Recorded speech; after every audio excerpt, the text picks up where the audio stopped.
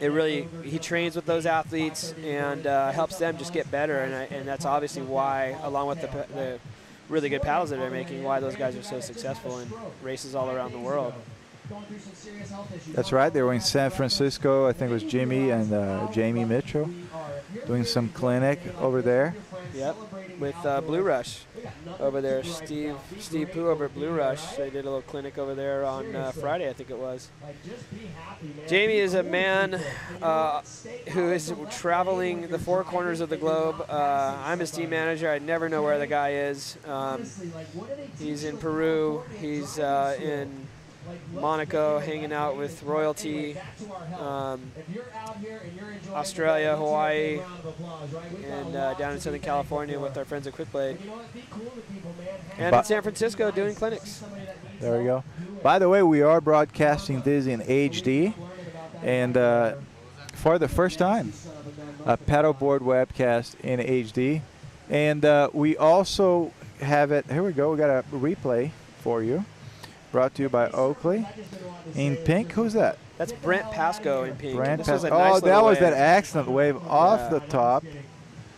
Here we go. That is contender for the second spot in this heat. Pink, beautiful turn off the top. That's one of the best turns that we've seen so far.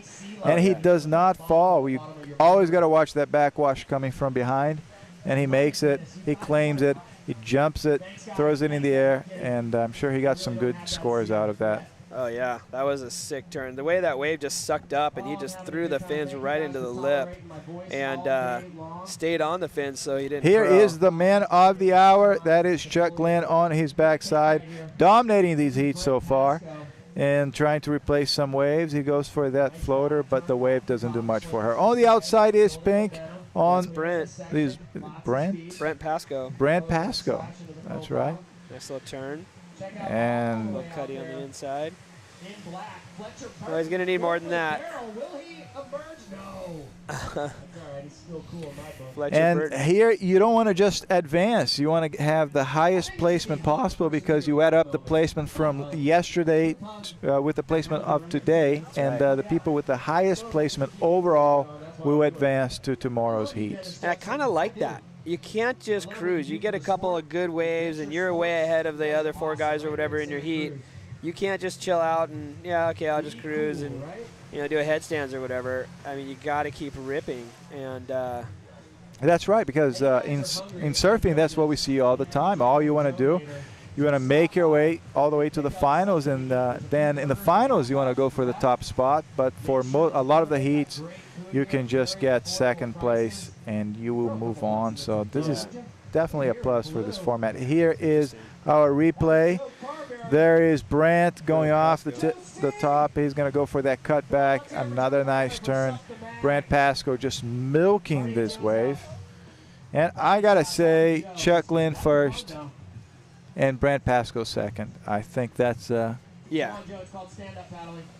Yeah, I'd say so. I mean, that one turn from Brent was pretty insane. If you could, if it was a one maneuver event, I think he would take it in this heat on that one. But that backside floater by Chuck Glenn earlier was pretty amazing too. So, I mean, it's good to see these guys going at it. Joe Carberry is trying to do all he can to make up for lost time and breaking his paddle earlier. He just caught a decent little wave, but you know, really, I think Joe's got to focus on getting himself out to the point. He needs a good set wave. I don't think he's really going to be able to catch up to those guys or get any high scores kind of loitering around on the inside. And what's the length of the heat that we're looking at here? They're 20 minutes long. So you got 20 minutes. Typically you have 15 minutes and only your top two waves count. So with this different format, we have 20 minutes, just an extra 5 minutes, but the top three wave counts. And to make it all the more challenging, you can't just settle for number 2 in the heat to advance. You want to go for the highest placement possible. So this is definitely a higher intensity format than what you are used to seeing. And that makes it very exciting for us spectators and also very challenging and exciting for the people in the water. Yeah, and it's, you know, unfortunately we're not able to say, okay, and the winner of the last heat was, So we kind of have to hold off and wait and find out. Here's Brent again going off the top. There is the turn. There is the turn. Look at that. Yeah, oh my God, that was a beautiful turn. He got some. It's like how he stays buckets. back on the fins and just keeps the nose. There we go. There we go. Look at that. Look at that beautiful turn. Look at how he does it. Look at that. Reverse. And there he goes. Beautiful setup. And now he's gonna crank it. And here, if your tail slides too much, you could be way out. Beautiful, throwing buckets there, and now is recovery, right there. Very, very tough. He makes it. I think we need to give you like a megaphone so that Joe can hear you. Yeah. To pedal, he keeps catching these waves on the inside. It's quantity. He's got the quantity over quality program going right now. He's getting some good waves. I mean, he's doing some turns, and he's fitting in 3 or 4 turns on every wave. But I would just think at some point you kind of mix it up and want to get out of the inside and kind of get out and get some set waves. I think he just feels like he's got to play so much catch-up right now. He probably doesn't have time to go sit outside and wait for a set. I know. I just got some breaking news. They've changed the judging criteria. It is now based on wave count. Wave count. There you go. Joe Carberry in the lead. Actually. So breaking. That's right. Breaking news. Joe Carberry is leading the heat. And Jeff Clark has the all-time world record. The world record for waves in 30 seconds. That's right.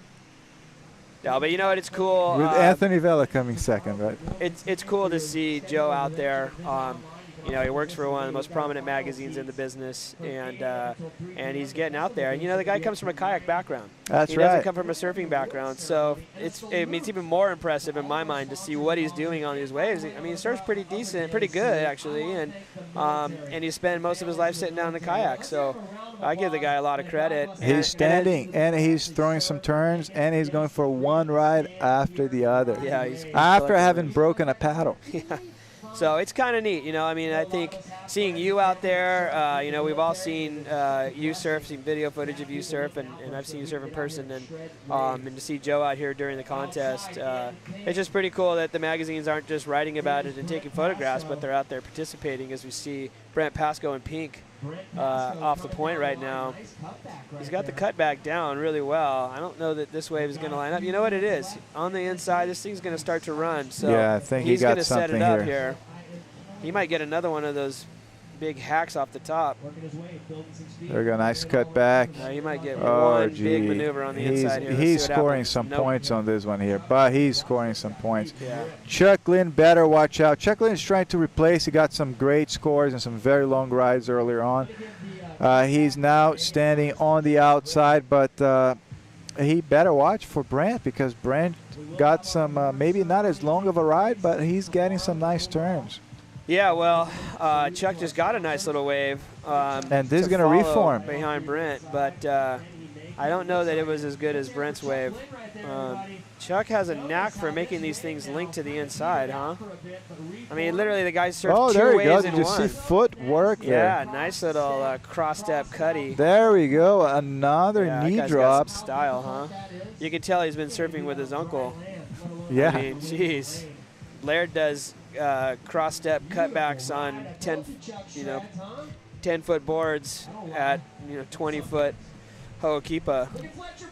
Fletcher Burton on the nose, a little old school. That's 165 pounds of nasty right there. He knows he's got limited time. So Fletcher needs to put a little bit more into his rail, I think. There he goes. Little whitewater rebound. Very nice turn. So the nose ride was cool. The rebound was great. I think he's going to need to fit in some top turns if he wants to get the high scores that some of the other guys have gotten earlier today.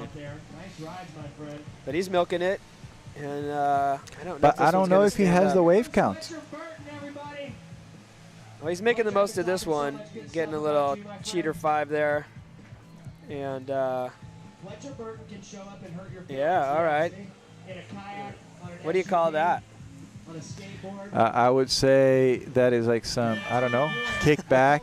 A kickback? Upside down, backwards.